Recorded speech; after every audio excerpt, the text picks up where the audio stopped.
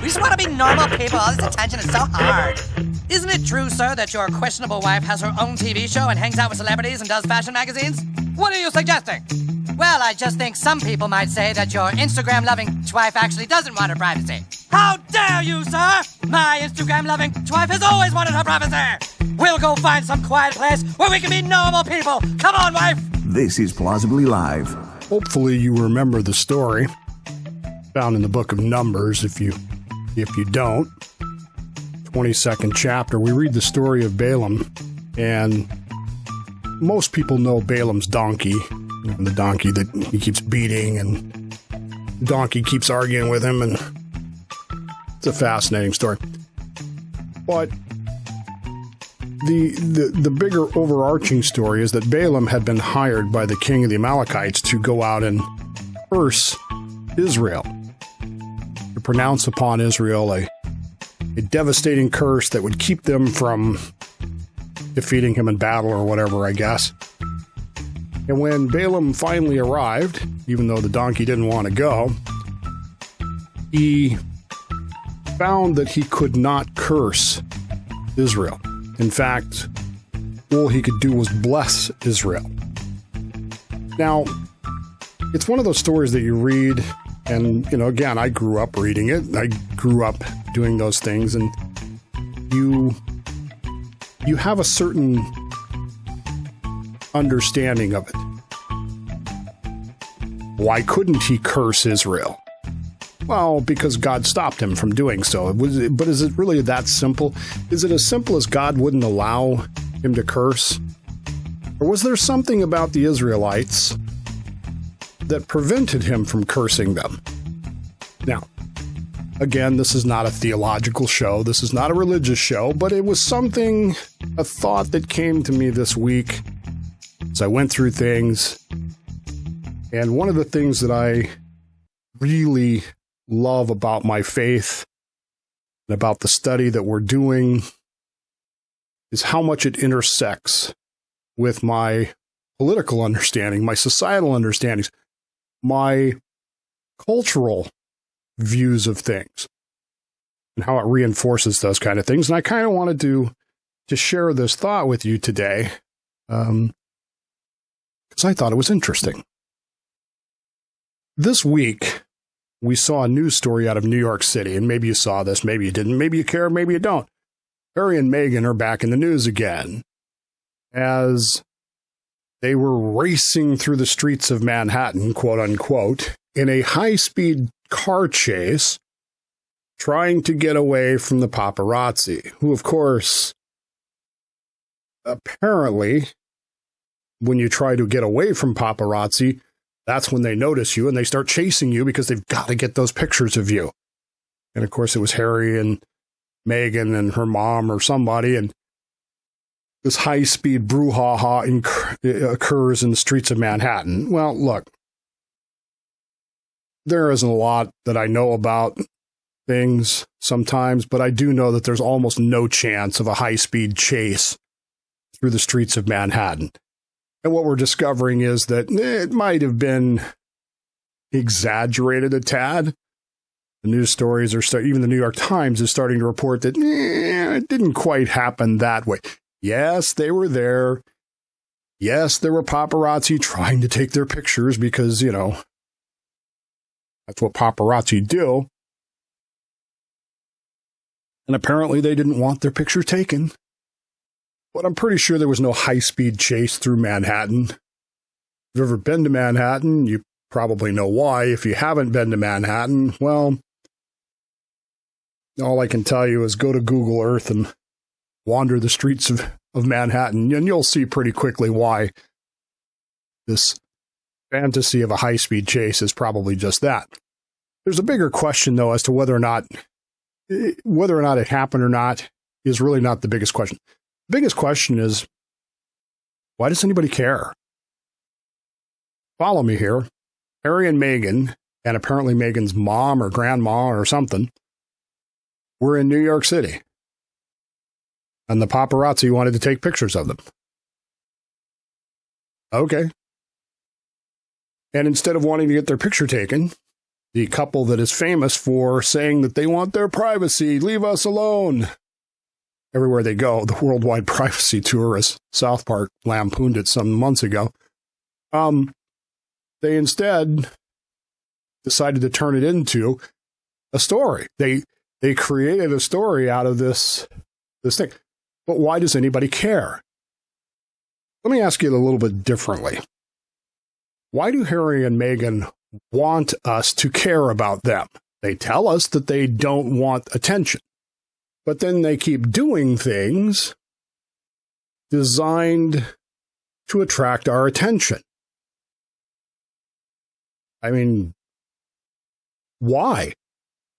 Let's take it a little more broad. Let's take it in a wider concept. We've watched over the past few weeks as the Bud Light situation has gone on. Ask yourself the question, why does Dylan Mulvaney matter at all? It was 6 cans of Bud Light that you can't buy and you'll never see.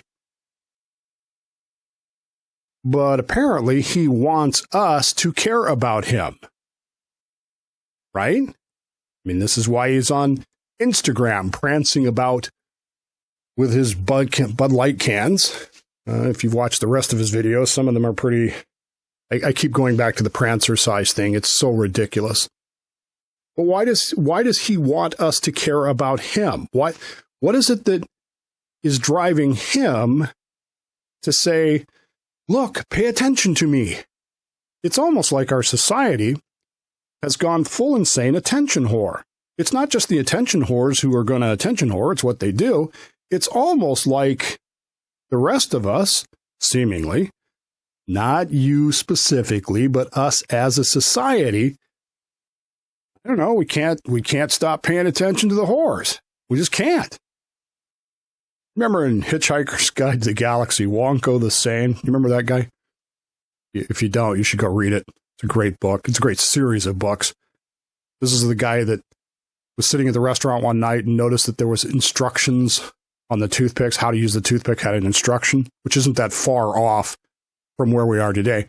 In fact, one of the funniest comics I ever saw, and I love going to comedy shows, but one of the funniest comics I ever saw was a guy who literally all he did was open a box of a brand new toaster. Get a brand new toaster, opened the box, pulled out the instructions, and literally just read the instructions for the toaster.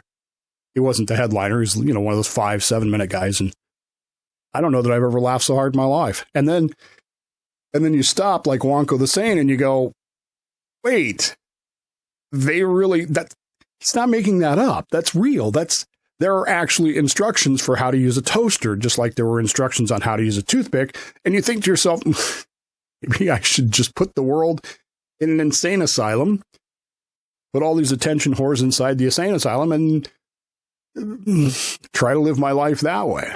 Who knows? It's strange sometimes the way this stuff works.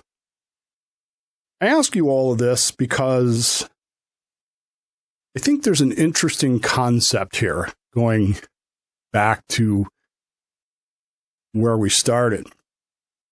In the Talmud, we're told, in Bava Metzia 42a, we're told these words, they're written, quote, blessing is found only in a matter concealed from the eye, unquote.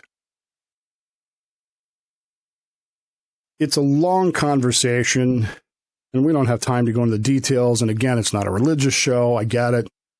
But you need to understand my faith impacts what I do here.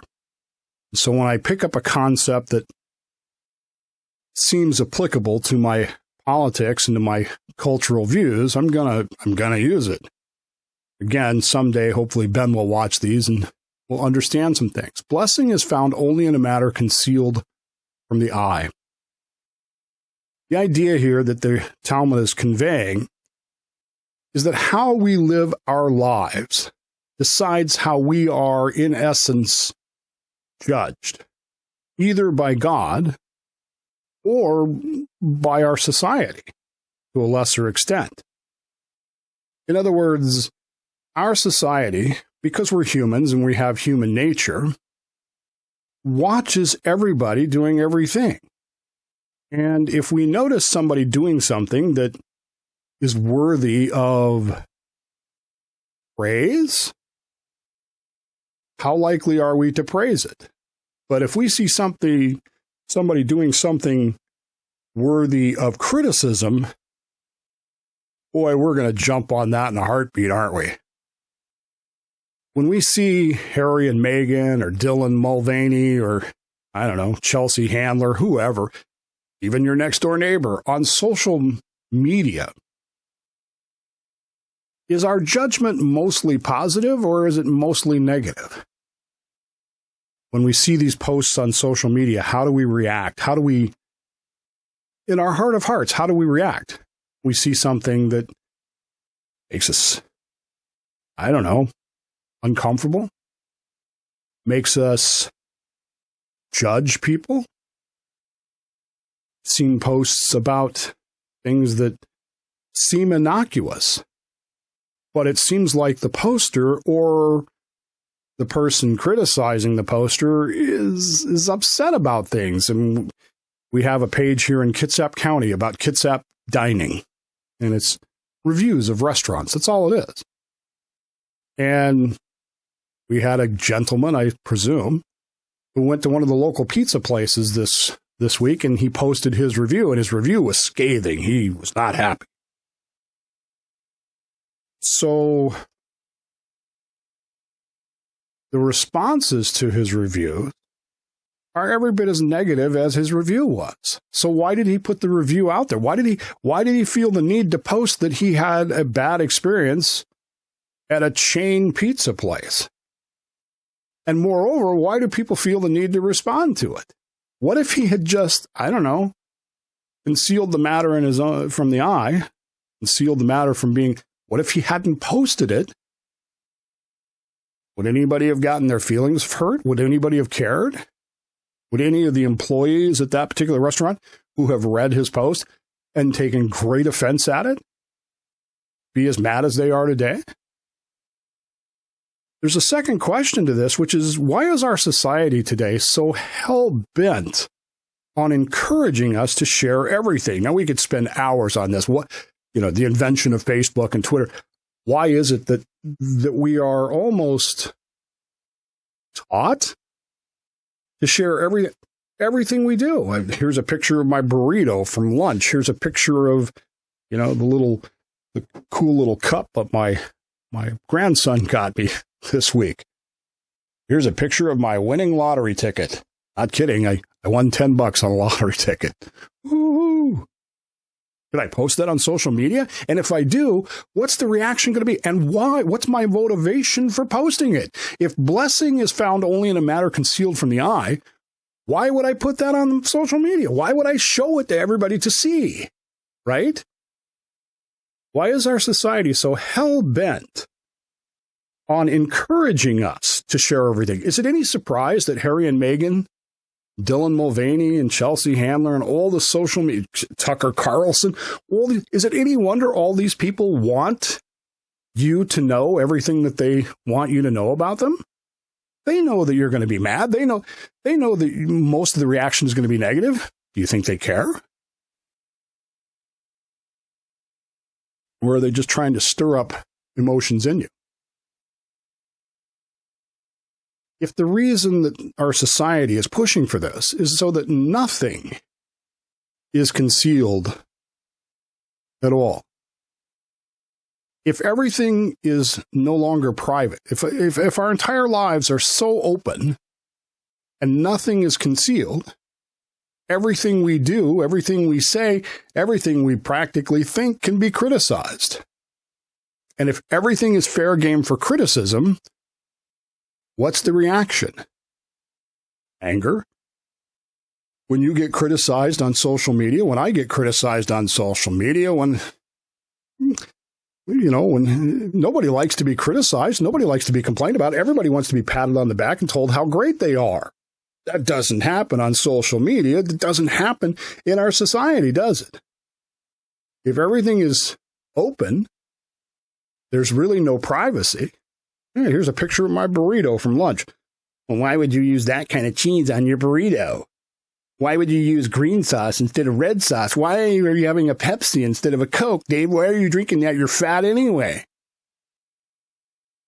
If everything is fair game for criticism, it leads to anger. And anger, as we know, leads to hate. And hate leads to suffering. What if all of this social oversharing thing is purposely designed so that we essentially give up our privacy so that everything can be criticized? Let me circle back for just a moment to Balaam. Do you know why Balaam could not curse Israel? Now, it's easy to say, and probably what I believed my whole life, that, well, God just made him so he couldn't curse Israel. We're told in the Talmud that there's a much different reason why he could not curse them. He went looking for something to complain about. He went there looking for something that he could look at them and say, see, these people do this thing, and because they do this thing, they are cursed. But as per the Talmud, the Israelites were very careful in their camp. All the tents faced away from each other so that the neighbor could not look into the tent and see what somebody else was doing. They were very careful to preserve their privacy and not overshare their private lives with each other. And because of this, Balaam could not actually see into their tents. He couldn't actually see their private lives. He couldn't see the things that were hidden from the eye. He had no basis by which to launch his complaint or his insult because he literally could not see anything. And so, instead, he ends up blessing them as the helicopter flies over. I get the window open because it's 90 degrees here, and it doesn't happen very often, but it's probably a life flight going to the hospital, so we'll tolerate that. He has no basis for his complaint. He has no basis to insult or curse Israel because he literally cannot see what they're doing. Not that they're doing anything bad, but because they're maintaining a certain level of modesty, a certain level of privacy, and not oversharing everything in their lives. And maybe we should consider that effect on us. The attention whores of our society are going to attention whore. It's what they do. We don't have to be one. We don't have to be an attention whore ourselves. We don't have to be that. We don't have to participate in the critique of them because that's what they want. And when we do critique it, is it based on our jealousy, our hatred, our envy? Why do we care? Why do they want us to care? Because it takes everything that was concealed and puts it out in the open. Would our own lives be happier if we resisted the societal impulse to overshare? It's just something to think about, and you'll have plenty of time to think about it because we are leaving very early tomorrow morning on our trip to the East Coast. We'll be gone basically a month. I'll be back on June 13th, which is a Tuesday. I'll be back for Bill's show. We'll do Dave Does History on Bill Make Live. And then, assuming I'm rested and ready to rock and roll, we'll do this show. We'll be back for Plausibly Live on June the 14th, which is a Wednesday. So I appreciate your listening. I appreciate your time. And it's just something to think about. It's just something to consider. Would our society be better off if we were all more private about things? I don't know. I know Wonko the Sane would have thought that we would be, but in any case, maybe it's time to just, I don't know, unplug. Something to think about for the next 4 weeks. And we'll see you again in June. Have a great time, everybody, and we'll see you then.